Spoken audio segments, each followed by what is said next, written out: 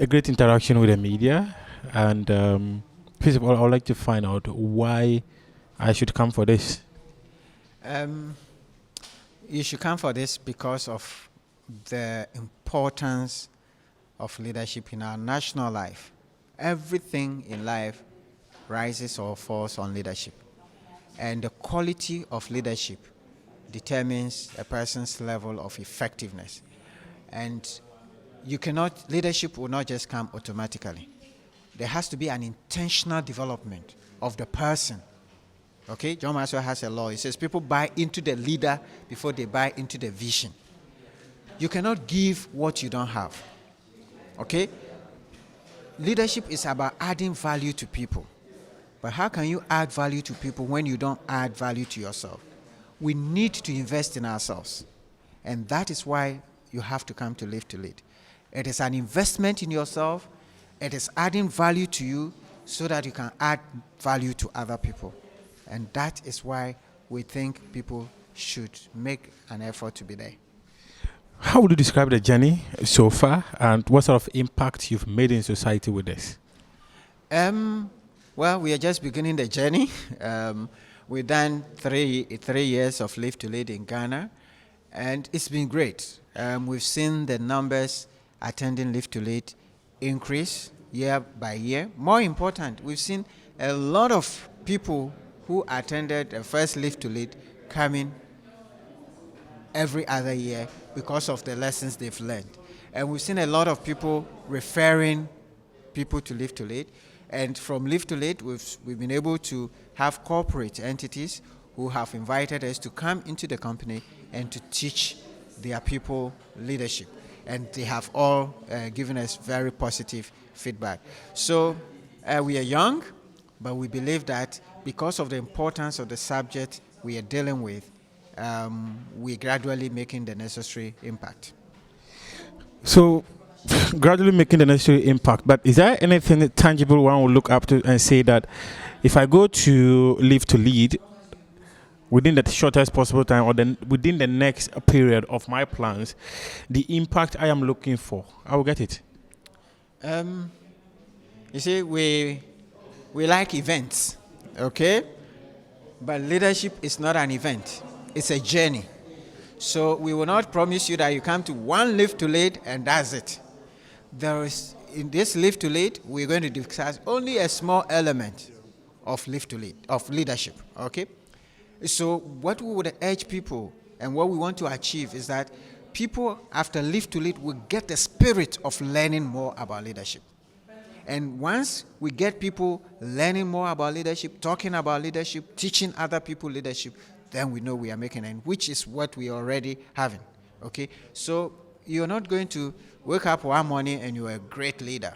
It doesn't happen. It is a continuous process. Even the greatest leaders are still learning. So you have to learn, you have to unlearn, you have to relearn. With technology, with our times, knowledge is constantly changing. And last year we talked about the shift.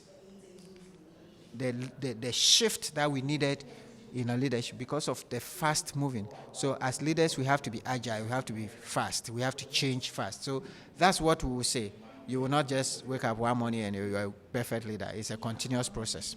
My second but last question, what are the core attributes that a leader must have, and what do you teach the audience who come? For us, leadership is service. For us at the Center for Transformational Leadership, the fundamental quality a person should have is a person's willingness and love to see other people grow. The willingness to serve, to add value to people. In fact, we can put it this way. You can love people without leading them, but you cannot lead people without love for them. If you don't love people, there's no way you can lead them. So you need love for people, the willingness to add value to people, the willingness to be selfless and serve other people. That is the critical quality of leadership which we need. And one of the reasons why we're not making the progress we have with a lot of the things we have is that our leaders love themselves rather than loving the people that they lead. And if you're loving yourself, what happens is that you are amassing wealth for yourself and your close friends. But if you love the people you're leading, you are asking yourself, what am I going to do to better the life of the people I'm leading? And that is the crux of leadership.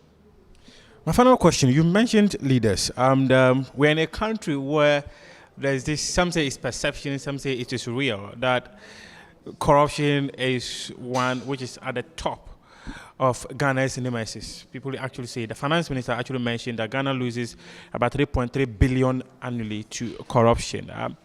What message do you have for our leaders, and what is your opinion on that key thing people talk about, corruption?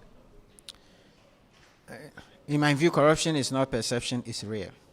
I mean, you know, it is real. The evidence is just abundant. Reports over report.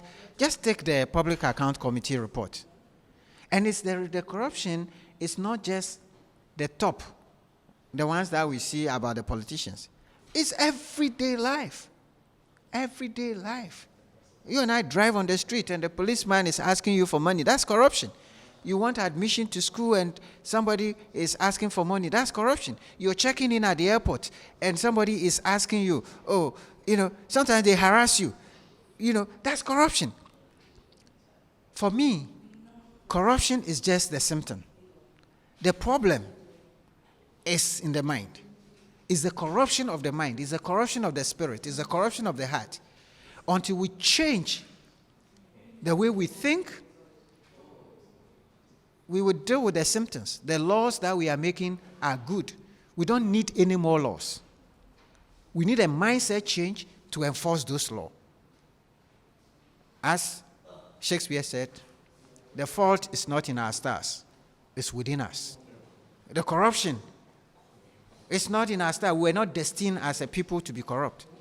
It is in us. It is the people in us. The Bible says, as a man thinks in his heart, so is he. It is in. It's an inside job. It's not an outside job. All that we see is the outside job. The problem is inside. It's the person inside, the quality of the person inside, the spirit we have, the attitudes, the mindset, the heart set.